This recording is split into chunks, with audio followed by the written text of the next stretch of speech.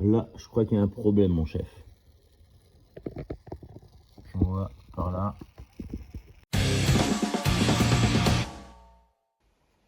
Salut les beaux leaders. Lors de la précédente vidéo, vous avez vu que j'ai reçu tout un lot de pièces. Aujourd'hui, je vais te montrer des pièces que j'ai reçues, le premier lot de pièces que j'ai reçues pour la Subaru Impreza. J'ai déjà changé l'arbre de transmission. On va remplacer aujourd'hui le radiateur de refroidissement moteur par un radiateur en aluminium, gros volume et donc typé performance. Alors, c'était pas une dépense forcément prévue, mais lors d'une balade assez soutenue, il a fini par éclater tout simplement. Après 18 ans, ouais, ça fait ça, de bons et loyaux services, on peut pas trop l'en vouloir. Enfin bref, je vous montre ça tout de suite en vidéo. Bon, là, je crois qu'il y a un problème, mon chef. On voit par là. Ça, c'est le sertissage du radiateur qui rend l'âme. Donc, radiateur à changer. Là, il y en a un peu partout, ça giclait partout. Un bon nettoyage à faire aussi. Ah, voilà. Enfin bon, vous l'aurez compris, on s'occupe de ça de suite.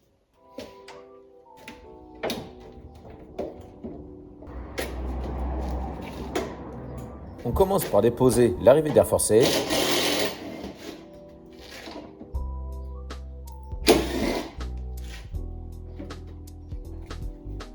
Puis dépose des deux pattes de radiateur.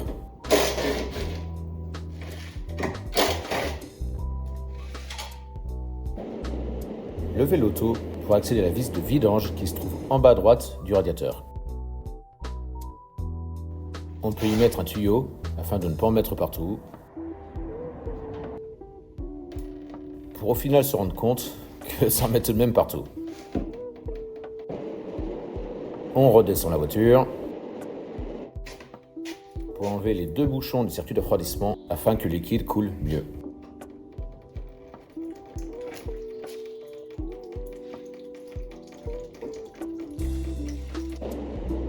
On remonte donc la voiture et on dévisse davantage la vis de vidange.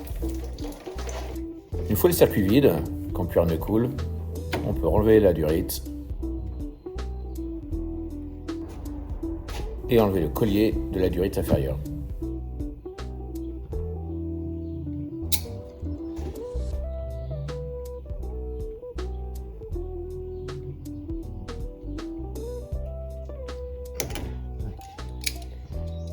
Et enlever la durite inférieure du radiateur. Pour changer, on en met à nouveau partout. Et on débranche la prise du premier ventilateur. Ensuite, on débranche la prise du deuxième ventilateur. Et on redescend la voiture une dernière fois. On défait la durite supérieure du radiateur.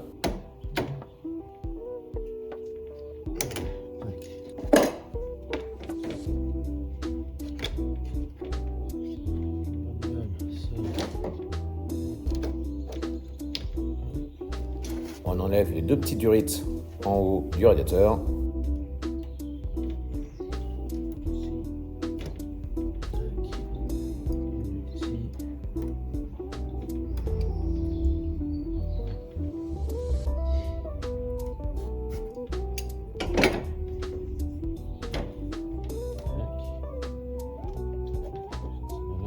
Et je conseille d'enlever complètement la durite supérieure, afin de moins galérer avec le manque de place.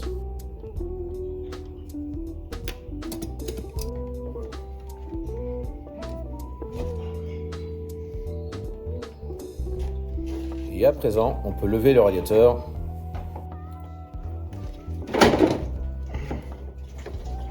en faisant attention à la petite durite en acier de repasser la durite de DA en dessous de celle-ci. Et on peut enfin extraire le radiateur, une bonne chose de faite. On peut voir ici la courroie accessoire, ainsi que l'alternateur, la pompe de DA et la vis de tension. Et sur le devant, on peut voir le radiateur de climatisation. Maintenant, on va équiper le nouveau radiateur de tous les accessoires de l'ancien radiateur.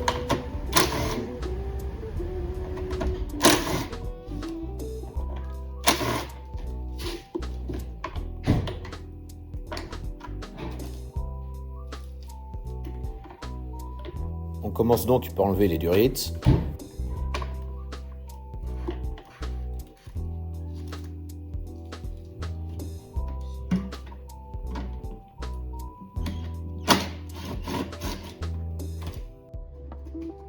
Et on positionne le premier ventilateur.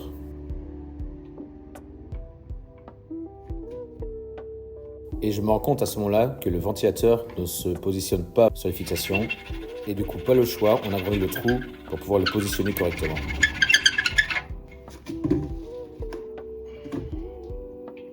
On reteste et là, c'est nickel.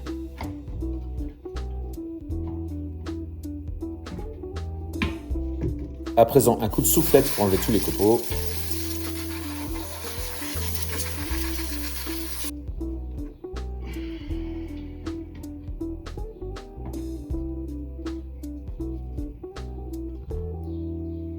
Autour du deuxième ventilateur.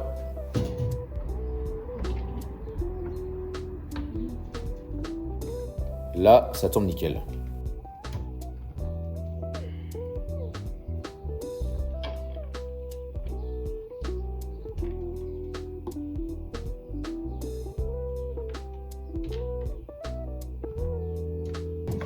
On enlève le bocal pour mieux accéder à la dernière vis.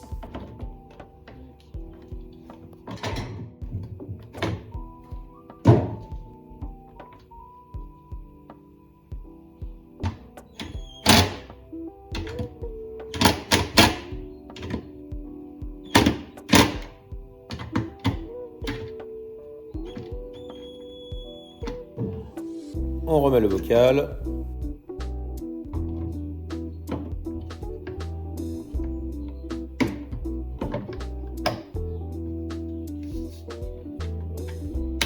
Et on peut replacer les durites.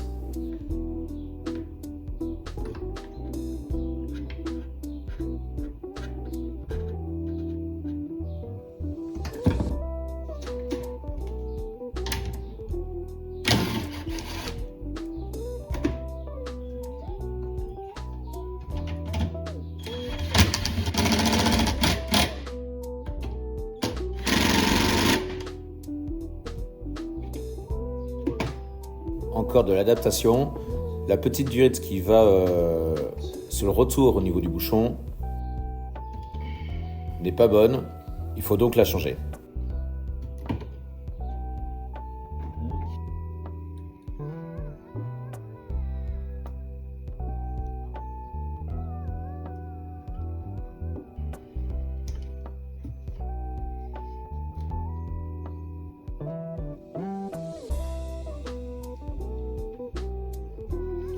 Ne pas oublier les deux soundblocks en bas du radiateur. Moi, mon deuxième était resté sur la voiture. À présent, la vis de vidange.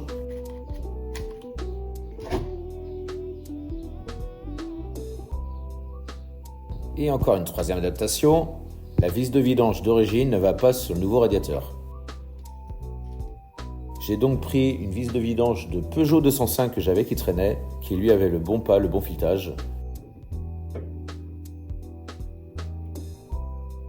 À présent, le radiateur est prêt, on va pouvoir le repositionner dans la voiture.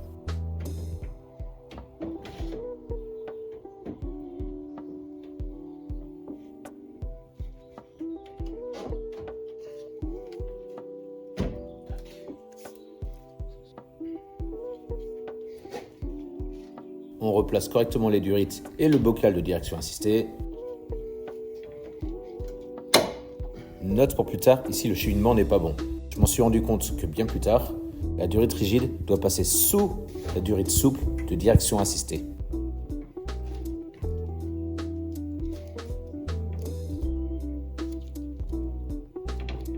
On replace donc les deux petites durites.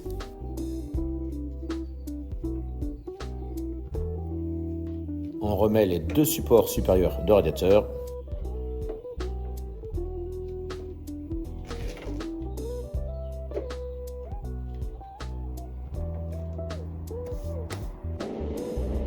Et on lève le taux. On remet la durite inférieure du radiateur.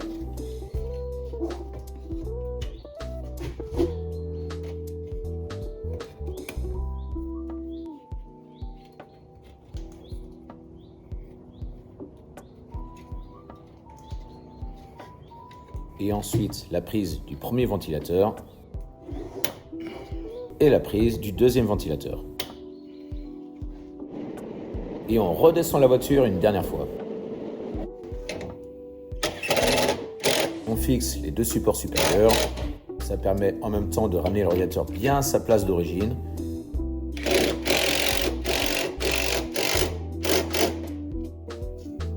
Pour remettre les durites, ma petite astuce, c'est mettre un peu de dégrippant à l'embouchure et ainsi elle s'insère beaucoup plus facilement. On remet donc la grosse durite supérieure du radiateur.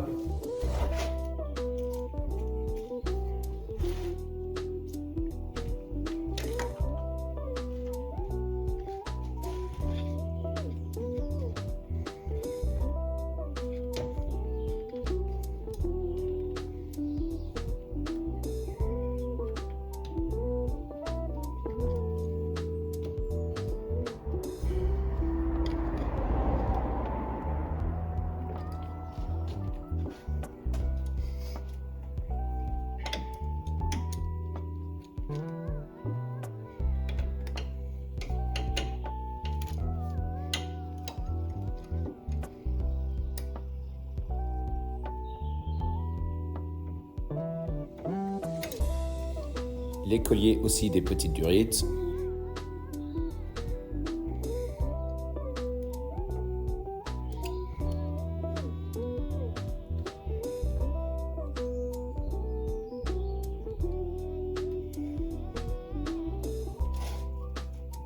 On remet l'arrivée d'air forcé.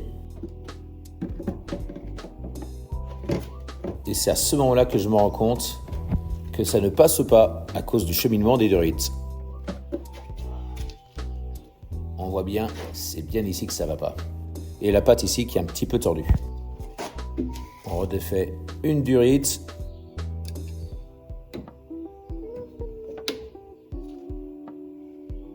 Et on déclipe ce bocal de direction assistée.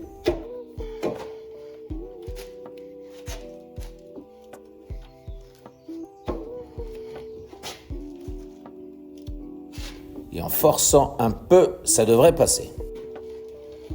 Voilà, l'oubli est réparé, on remet tout correctement.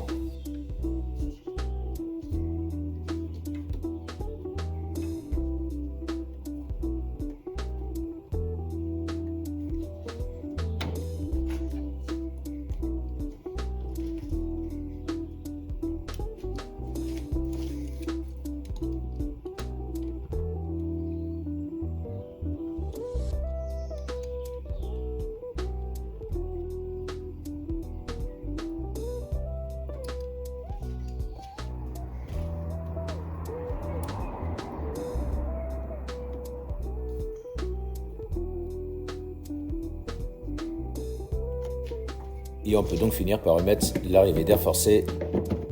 Et là, ça y va tout seul.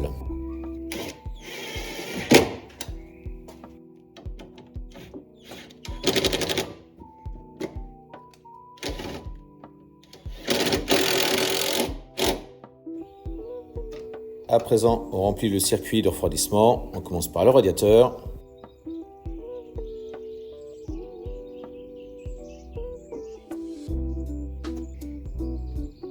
Puis le bocal de circulation.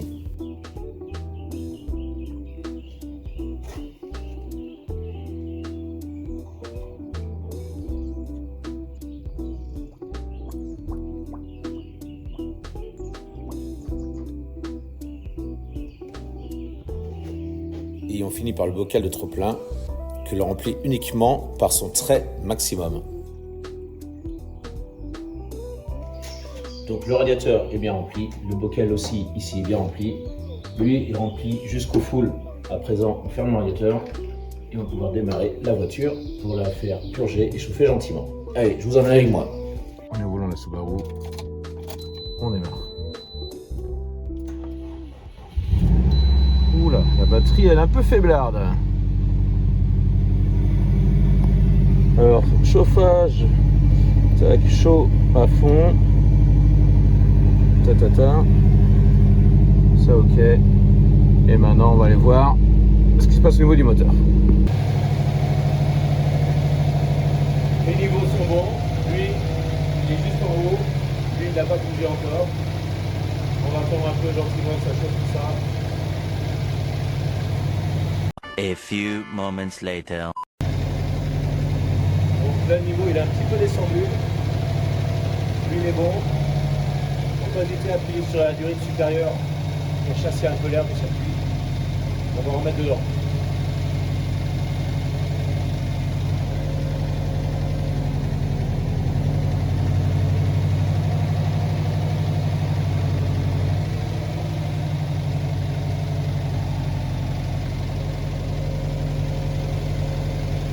En même temps, on garde un œil ici que ça monte gentiment la température ici. On vérifie que l'air sort bien chaud, c'est-à-dire que la purge se fait au niveau du radiateur de chauffage. Parce que c'est le même circuit qui fait et refroidissement moteur et chauffage habitacle.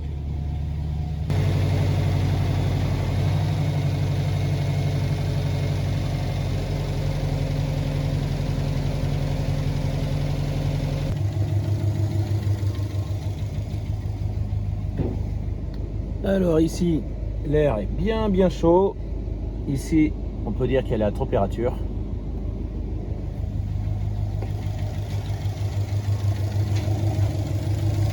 Le niveau ici est pas mal. Donc à présent, on va l'éteindre, on va laisser refroidir un peu et refaire le niveau après. Après avoir attendu 1 à 2 heures que ça refroidisse, on refait les niveaux et premier tour de roue.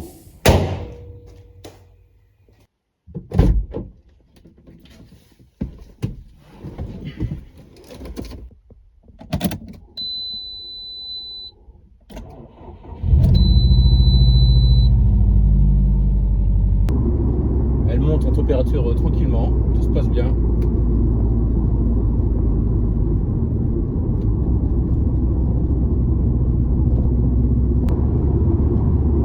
Maintenant qu'on a roulé un peu, elle ne se réchauffe pas du tout, elle a bonne température.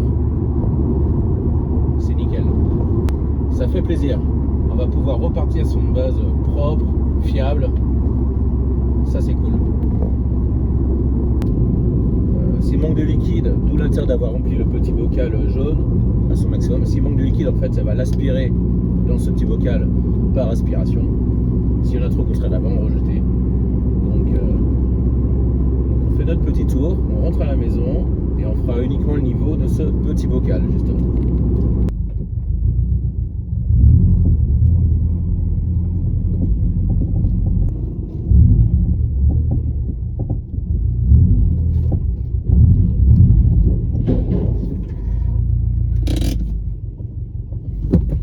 Et voilà pour le premier test routier. Elle n'a pas surchauffé, impeccable, tout s'est bien passé. A few moments later. On attend à nouveau 1 à 2 heures que ça refroidisse bien. On refait les niveaux une dernière fois. Donc on va vérifier qu'il n'y a pas eu de fuite. Là, bouchon c'est ok, là, bouchon c'est ok, les durites qu'on a débranchées, en haut et en bas. En bas je vois, ça a l'air d'être ok aussi. Ici aussi, là c'est ok. Tac tac tac, et on vérifie du coup le niveau de ce bocal là, si il a aspiré. Et ben on est à peine au-dessus du maximum, on est au max quoi, même pas 1 centimètre. Donc là on est parfait. Et ben, j'ai envie de dire que pour l'instant c'est bon. On va laisser refroidir. Du coup les 2-3 prochains trajets routiers, on vérifie que le bocal ici, le niveau il est toujours à son maximum. Si ça bouge plus au bout d'un moment, et ben c'est validé, tout simplement.